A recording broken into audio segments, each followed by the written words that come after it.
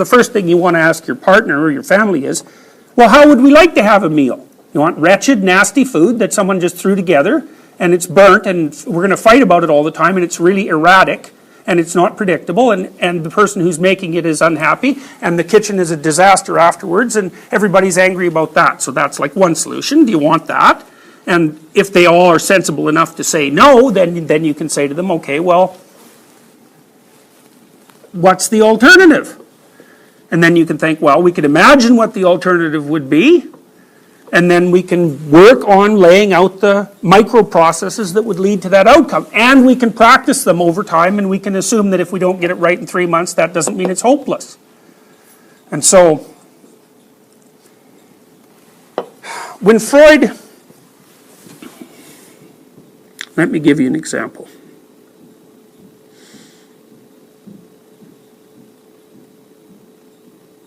I was reading a Gottman study the other day on marital stability. Gottman has done some really good analysis of couples' behavior. He has set up a lab that's basically a bed and breakfast, and he brings couples in there for a weekend, and he wires them up physiologically and monitors their reactivity. And so he can predict whether a couple's going to divorce with 94% accuracy. It's like impressive. So what has he found? He's found two categories of, he's identified two phenomena that are very much worth knowing. The first is that the couples who are going to get divorced, they come into the bed and breakfast and they speak with each other quite calmly. But it's more walking on eggs calm.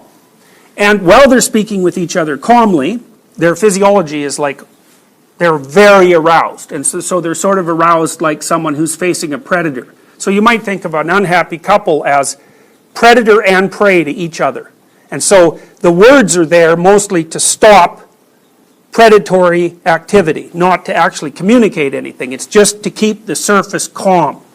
So then you might think, well, what's under the surface? And what's under the surface, so Freud would say, what's under the surface is unconscious.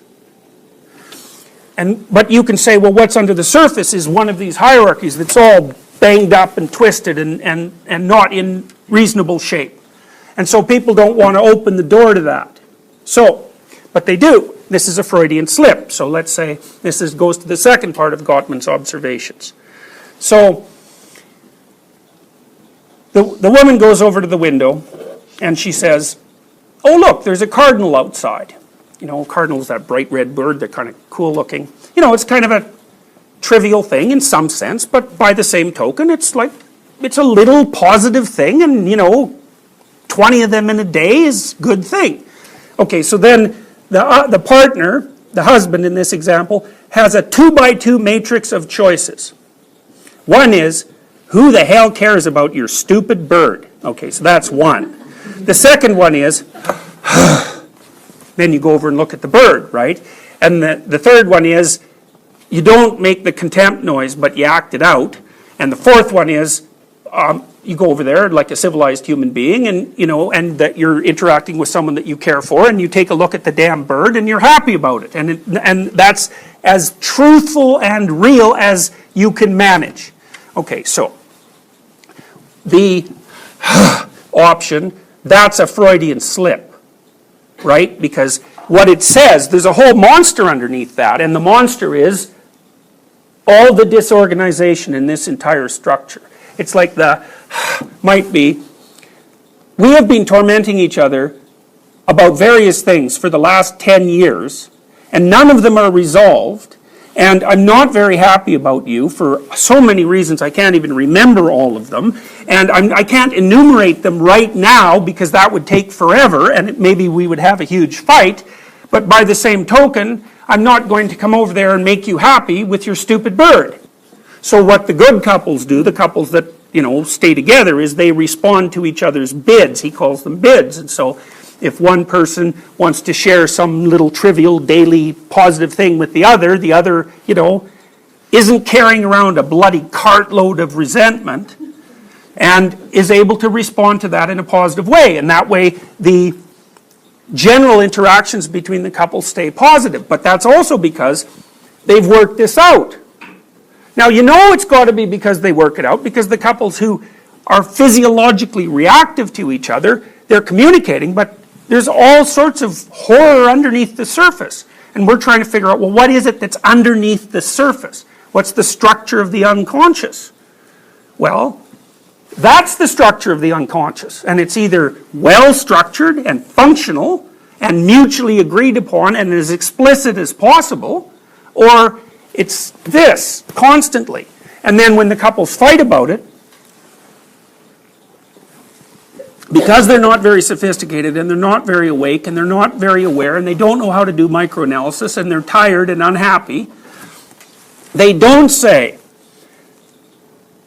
I would rather that you use cloth napkins when we have a formal dinner than paper napkins. They say, you do a bad job of entertaining. Well, that's not helpful, right? It's like you're wiping out the person. That bad job of entertaining would be probably about at the level of family care in the hierarchy.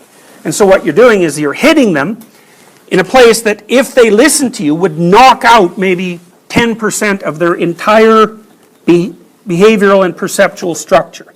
It's like you really want to do that to someone, you only want to do that to someone under extreme conditions, right? Extreme conditions. And that would be something like maybe a warning to a child who's gone astray very badly, but you know has the skills. You'd say, well, the kind of mistakes that you're making are sufficiently catastrophic so that your life is going to go off course.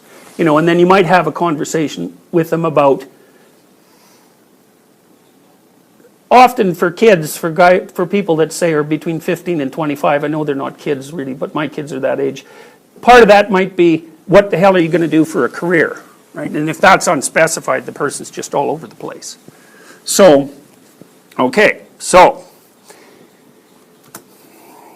here's some slides that represent that.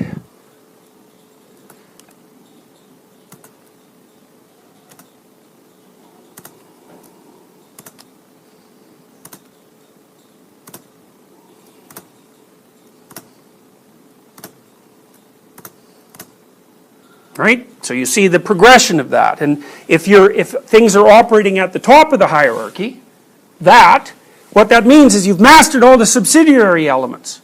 And you've built them, it's not only from the bottom up, but because the levels cross-talk, right? You know, so you can use, and that's the next thing we're going to talk about, because you're not just a behavioral creature. You're not just an animal like a chimp. You're capable, there's things you can do that animals can't do. And what that is that not only can you act things out in a manner that through action will organize your hierarchy, because that's what animals do, but you can also represent that hierarchy. You can think about the hierarchy, you can articulate the hierarchy, and you can play with it abstractly. And that's what you're doing when you're engaging in philosophy, and that's also what you're doing when you're negotiating.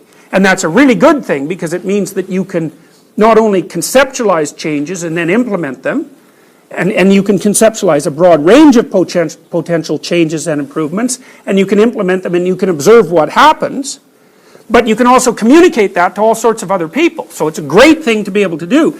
The problem with it is, obviously, that because you can abstractly represent and question, you can also knock the hell out of your belief in the top elements of the hierarchy. It's like, well, what does it mean to be a good person anyways? You know, or why should I be a good person? Or is there any utility or meaning in being a good person? Or is it even reasonable to say that there's such a thing as a good person? It's like, I think all of those questions in some sense are ill-posed. And the reason I think that is because they're at the wrong level of resolution. You know, you don't throw the damn baby out with the bathwater, so to speak. So if you're going to critique something, don't start at the highest level of abstraction. And I think that's a big part of what's wrong with what people are taught in universities today, because you're often taught to criticize systems at the highest level of abstraction. It's like, well, there's something wrong with capitalism. It's like, really? You're going to do something about that, are you? And it's going to work better in your lifetime.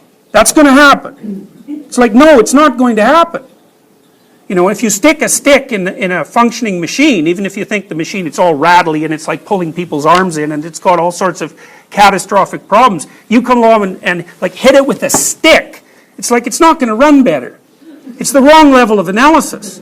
And just because you have a stick and you can see that the machine doesn't work very well doesn't mean that you're very bright. It's like, obviously it doesn't work very well. You know, it's like, that's not the issue. The issue is, could you improve it without making it worse?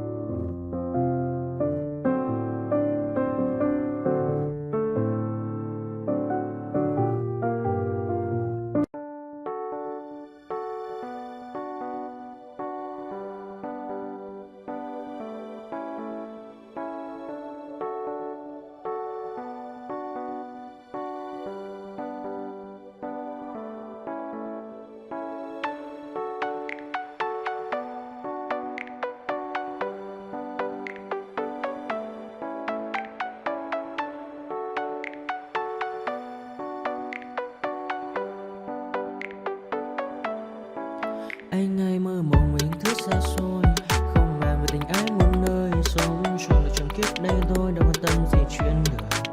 Thế mà lại ngâm tương tư, ông tầm bà mũi xe tơ, đêm nằm trộm nhớ mơ mơ về ai. Thì ra anh yêu rồi, từ ánh mắt nụ cười, từ đôi môi gọi mưa sao xuyến lòng anh. Thì ra mê em rồi, ngày hay đêm ôm lời, chỉ nghĩ đến em thôi, đó là do anh đã yêu rồi, anh đã yêu rồi, anh đã yêu rồi. Anh đã yêu rồi, anh đã yêu rồi, anh đã yêu em mất rồi.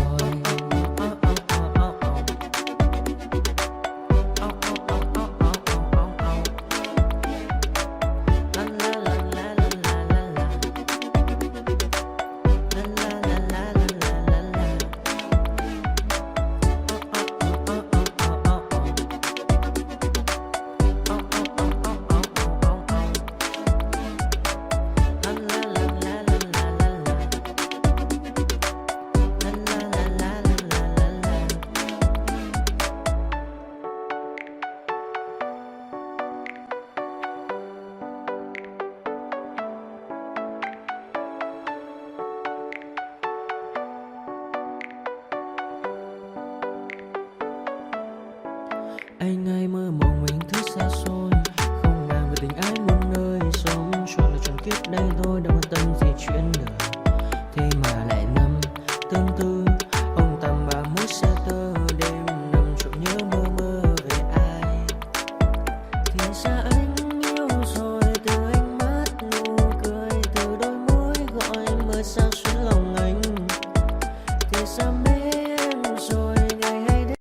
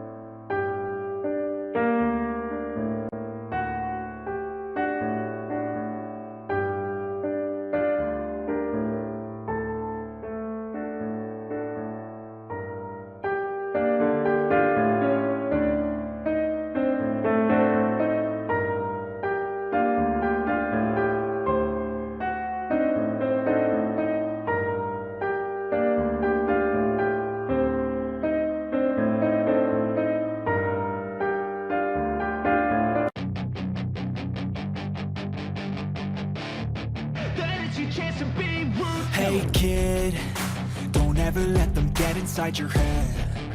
They'll tell you what to do in life instead of everything you know that you could get. Don't let them guide your life towards regret. I'll fight for what I love with every breath. My past is filled with things I won't forget. I use them all to push me to my best. So treat the worst of times just like a test.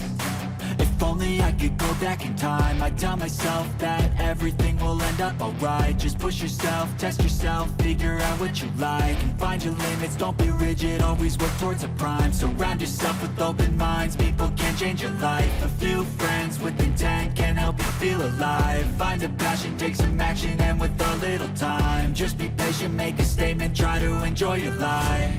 They'll try to kick you while you're down. They wanna rise up while you drown. They wanna fill your head with doubt. They're silently scared that you'll figure it out. I'll make it look like I'm losing, won't bother hiding my bruises. And when they finally think you're wounded, then it's your chance to be ruthless.